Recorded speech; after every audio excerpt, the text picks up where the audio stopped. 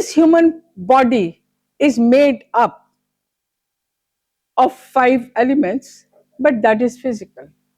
But inside us, how we live our life, we live our life not only on the physical plane, but we have a psychological plane, we have a mental plane, we have our own mindset, we have our own thoughts about life, our philosophy of life.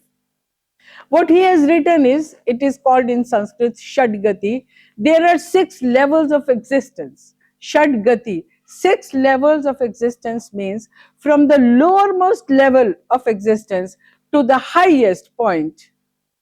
All the good or the bad qualities are there in every human being. We have the qualities, the bad qualities like animals or ghosts. We have the qualities of demons. We have the qualities of human beings, but we have the qualities of the divine qualities also. We have the devatva. We have the divine qualities, and in India we say that Hridayastham bhavaya devam. Where is God? God is in my heart, in my mind. So what does he mean to say is that in this very life, a person can be anything. It is just no, I'll show later. Just let me have some foundation. So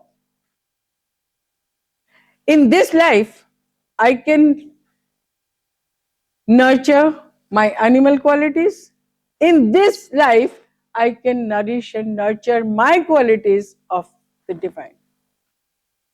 In Hindi we say, oh, ye to Bhagwan hai. Anybody who does good for others, people say, oh, ye to Bhagwan hai. What does it mean? People ask me, have you seen Bhagwan? Have you seen God? I have never seen. I am not of that level. My level of consciousness is not that high, so I have never seen. Do you believe in rebirth? I say, yes, I believe, but I do not know whether I was there any previous birth, or will there be any next birth. But if I believe in the next birth, then I do good in my life, because whatever I do in this life, I will get in the next life. So this is how we are. We are on the similar ground. There is a beautiful painting in one of the tombs from Kofun period, I think. There on the dome, you can see stars and moon, and below there is a horse running like a wind. There is a boat plying very fast. What does it mean? That this soul has to transmigrate somewhere and it has to go fast. In Hindi, we say Shadgati. Whenever somebody is passed away, we say, I pray for his Shadgati. Means he has no obstacle reaching the other shore. From this world, he has to go to the other world, and that is the abode of the divine. If I do good, I go there. If I don't do good, I go down to the hell. And this is, I don't have so much of time to show you how the Japanese have portrayed these ideas through their paintings.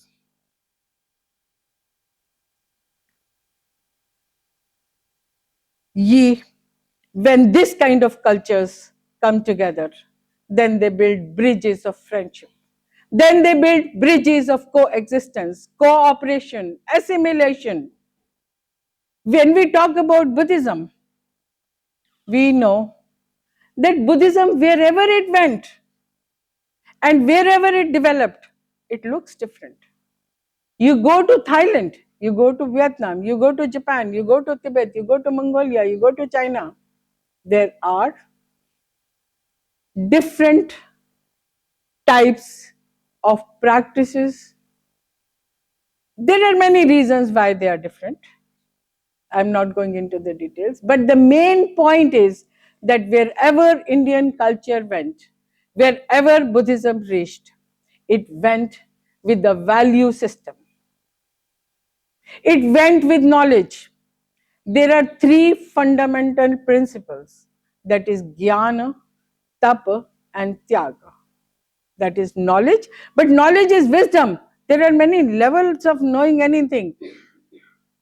Number one is just information you collect from Google.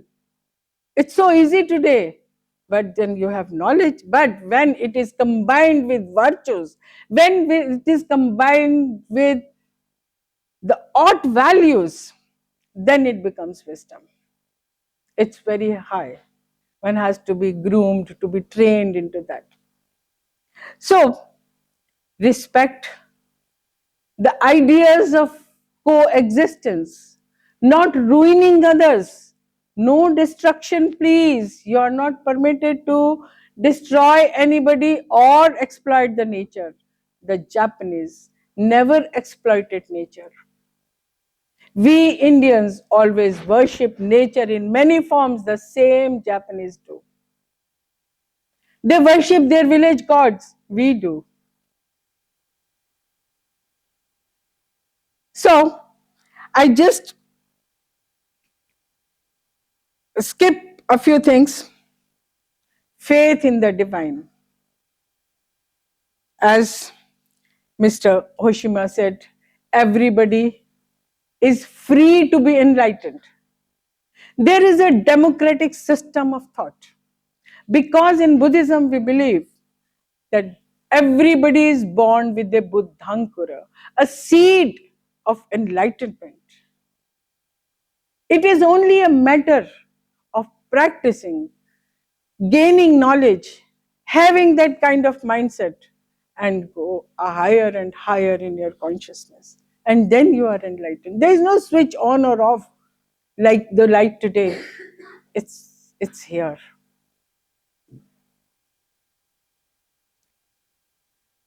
Oh, it is only Japan where I see whenever I go people bowing to the Buddha statues in museums. Nowhere you will see that. Why?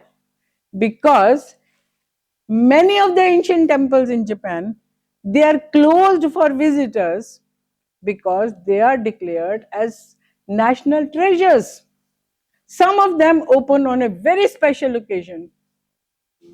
They're not open all the time for everybody. I have seen pilgrims in Shikoku walking up and up. So difficult is the journey, and then standing outside the temple, chanting the sutra, ringing the bell, and thinking they are pilgrims. And they have paid respect to the Buddha. But this is the reason they many times they don't have a chance to have a glance, darshana of a Buddha. So whenever they go to a museum, it becomes easy for them. So anyway, when Buddhism reached, there was a shift from tombs to temples. It happened in many countries, not only Japan. The first time Buddhism reached Japan is official date, 552, you all know. But there is one group of 7 deities, Shichibukujin, 7 deities of good luck. They have 3 Hindu deities in that group: Saraswati, Mahakal, and Vaishravana. Vaishravana and Kuber, they are a little confused, so we don't go into the details of that.